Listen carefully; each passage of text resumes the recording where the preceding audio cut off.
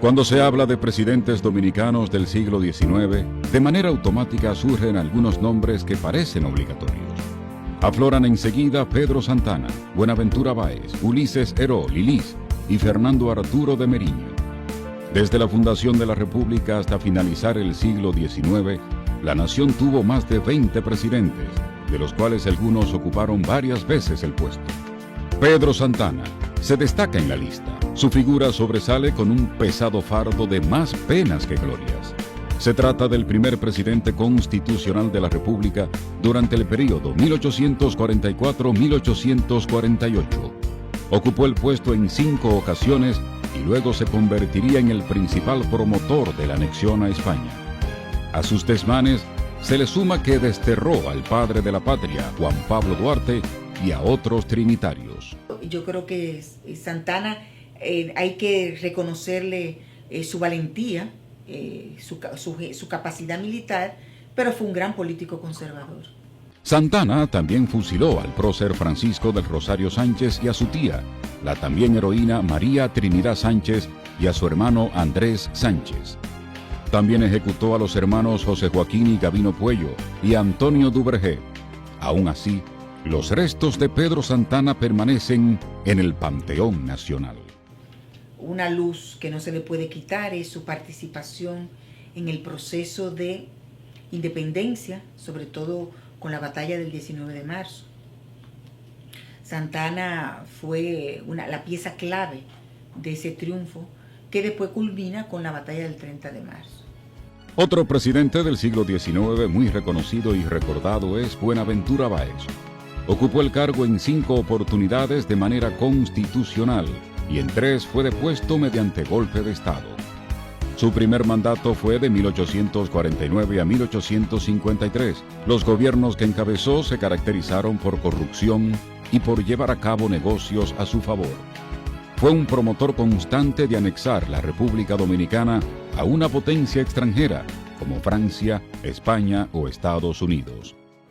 En el caso de Pedro Santana y de Buenaventura Báez, lo que hay que destacar es que, a diferencia de Duarte, que concebía la idea de la independencia pura y simple y creía en que el pueblo dominicano podía luchar y mantenerse libre, Santana y Báez entendían que no, que ese escaso conglomerado no podía ser capaz de resistir las embestidas haitianas que siempre insistieron hasta 1857 en la indivisibilidad de la isla.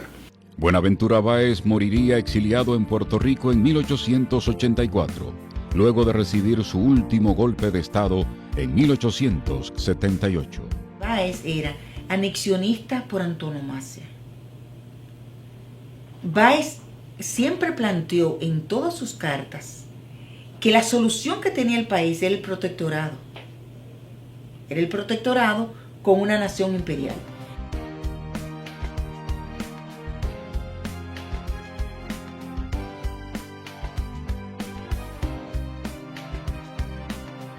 En el caso de Ulises Heró, Lilís, este ocupó la presidencia de la República en varias oportunidades, incluyendo un periodo de 10 años que se extendió de 1889 a 1899. Lilís venía de la guerra restauradora y tenía un aura de ser un batallador y un soldado de primera línea, que es verdad, y guapo, que contó al principio con el respaldo de Gregorio Luperón, pero luego Lilís, una vez llegó al poder, estableció el gobierno que más le satisfizo, y para mantenerse en el poder hizo todo lo que tenía que hacer, de eliminar físicamente a sus contrarios, deportarlos y manejar a su antojo el presupuesto de la nación. Lilís concedió grandes extensiones de terreno para el cultivo de la caña y promovió la instalación de los primeros y grandes ingenios mecanizados en el país. Además, inició grandes obras de infraestructura. Para lograr tales propósitos, desarrolló una política de empréstitos con la banca extranjera, lo que llevó al país a la bancarrota y de nuevo se generó la inestabilidad política. Se le atribuye que su política de endeudamiento era con fines de enriquecerse tanto él como los suyos. Para 1897, su gobierno emitiría la conocida papeleta de Lilis, que carecía de respaldo y que llevaría a la quiebra a muchos comerciantes. Que Lilis responde a las dictaduras del siglo XIX en América Latina, que se llamaron las dictaduras de fuero y progreso, o las dictaduras positivistas. No porque eran positivas, sino porque asumieron el positivismo como su guía, como su norte. ¿El positivismo en qué sentido? Porque el positivismo planteó, cuando llegó a América Latina, que lo importante era el progreso, aunque tuviese que sacrificarse la libertad. La historiadora Mukin Adriana Samben es autora de las obras Ulises Heró, biografía de un dictador. Sostiene que el éxito político de Lilis estuvo en convertir el azúcar en el principal producto del país y desplazar al tabaco como principal rubro de exportación. Ese hecho le permitió concitar el apoyo de los industriales azucareros. A Ulises Heró lo mataron en Moca el 26 de julio de 1899. Gregorio Luperón fue presidente provisional durante 1879-1880. Su gobierno de 14 meses tuvo como sede a su natal Puerto Plata, desde donde promovió la paz, la libertad y el progreso. Su gobierno provisional tuvo la responsabilidad de organizar las limpias elecciones del año 1880, en la cual salió electo Fernando Arturo de Meriño. Sin embargo, su grandeza no devino de su condición de presidente constitucional. El brillo de Luperón, más que en la Guerra de la Restauración, que tuvo su brillo, como otros, porque la Guerra de la Restauración es el resultado, el resultado de muchos hombres, no de uno. Pero Luperón descuella con singular brillo es después de la Guerra Restauradora, en el periodo en que se convierte hasta la ascensión de Ulises Heró al poder, se convierte en el árbitro de la política nacional. Diferencias políticas con Ulises Heró empujan a Gregorio Luperón al exilio en San Tomás. Ahí la espada de la restauración enfermaría de cáncer y atravesaría momentos tormentosos de salud y de gran estrechez económica. Al enterarse de la situación por la que atravesaba Gregorio Luperón, Lilis viajó a San Tomás en busca de quien fuera su mentor político y lo trajo de regreso al país. Luperón moriría en su natal Puerto Plata el 20 de mayo de 1897.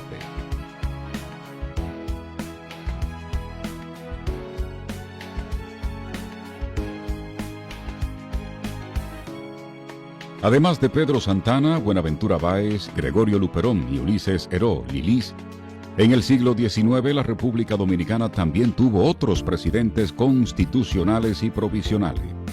Entre los que trascendieron están Monseñor Fernando Arturo de Meriño, presidente constitucional 1880-1882.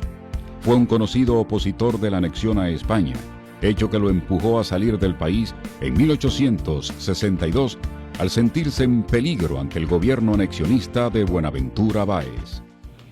Meriño es otro que yo tengo también mi problema, y lo digo también en el libro de Lilis.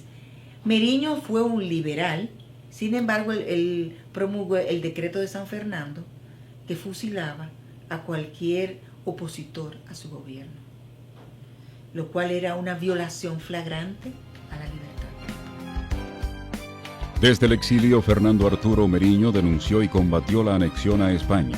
Regresó al país luego de restablecerse la República en 1865 y resultó escogido como presidente de la Asamblea Constituyente.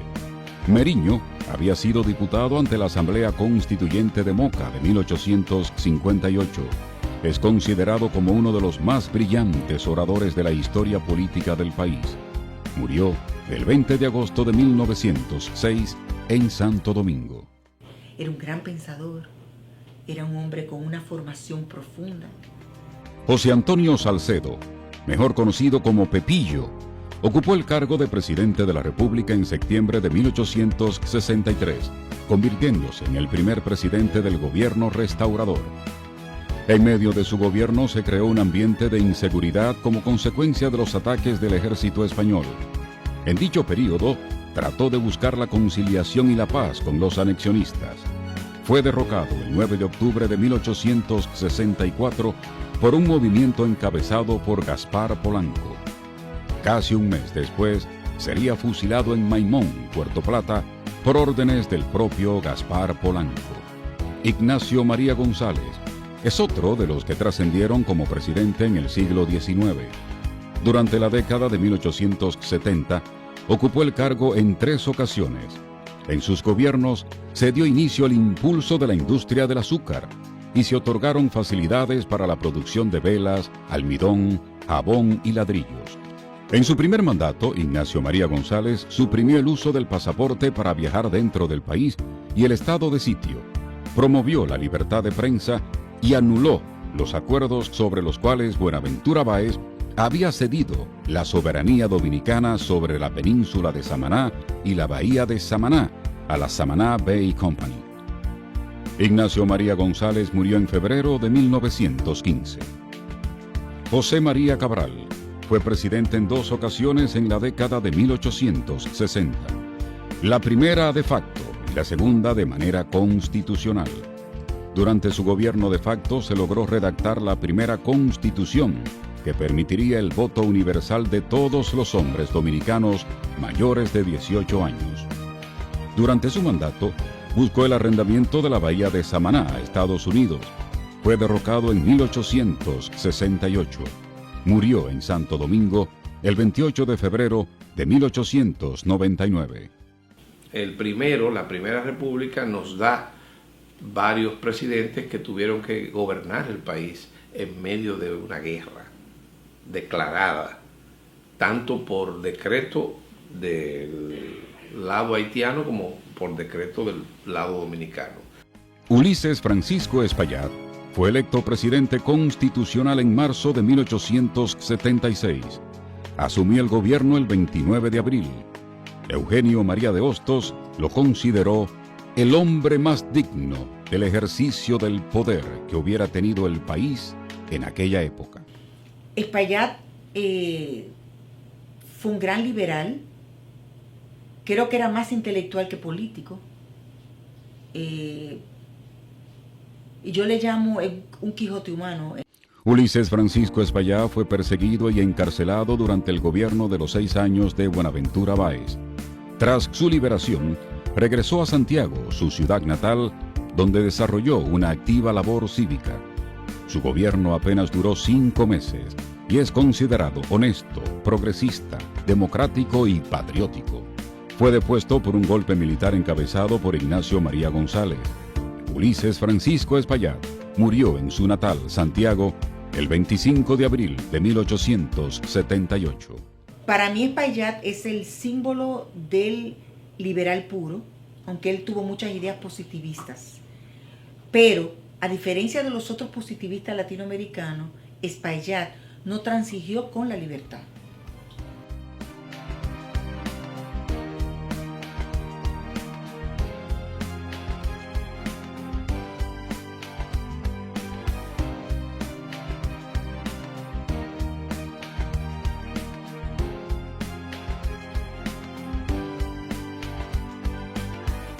Francisco Gregorio Villini fue presidente constitucional 1884-1885.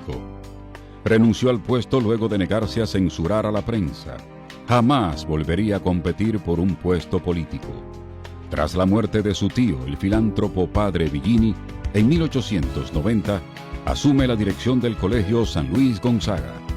Sus restos mortales fueron trasladados al Panteón Nacional en 1998, un siglo después de su muerte. En la lista de los que quedaron en el olvido se encuentra Manuel Jiménez, quien ocupó la presidencia de septiembre de 1848 a mayo de 1849, a la edad de 40 años. Es decir, Manuel Jiménez fue el segundo presidente dominicano. Entre sus primeras disposiciones está el indulto a los padres de la patria, Juan Pablo Duarte, Ramón Matías Mella y Francisco del Rosario Sánchez. Manuel Jiménez murió a los 45 años en 1854. Entre los olvidados también está Manuel de Regla Mota, quien ocupó el cargo de presidente en mayo de 1856 tras la renuncia de Pedro Santana.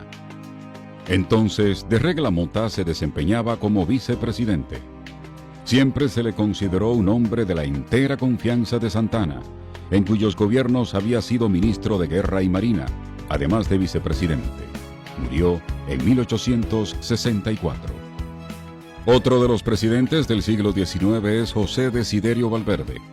Se desempeñó como presidente del 7 de julio de 1857 al 31 de agosto de 1858.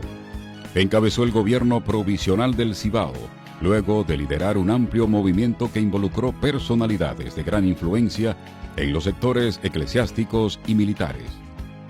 Dicho movimiento logró el apoyo popular y el derrocamiento de uno de los gobiernos de Buenaventura Báez.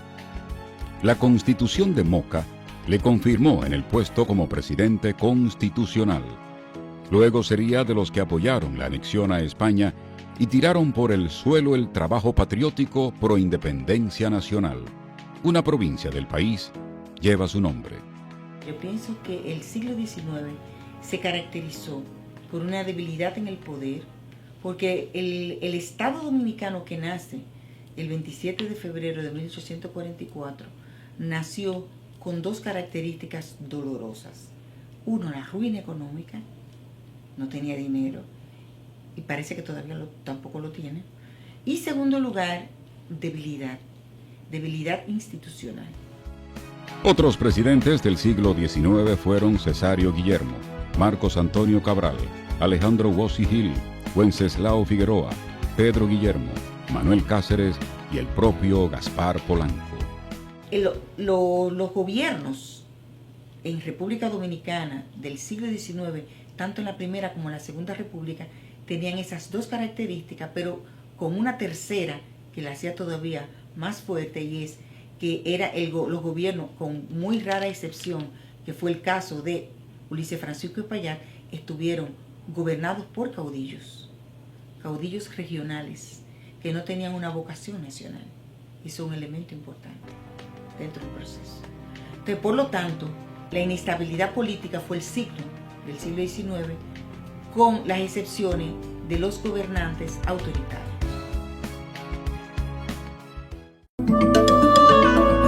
Videocine Palau, canal oficial de René Fortunato en YouTube. Suscríbete.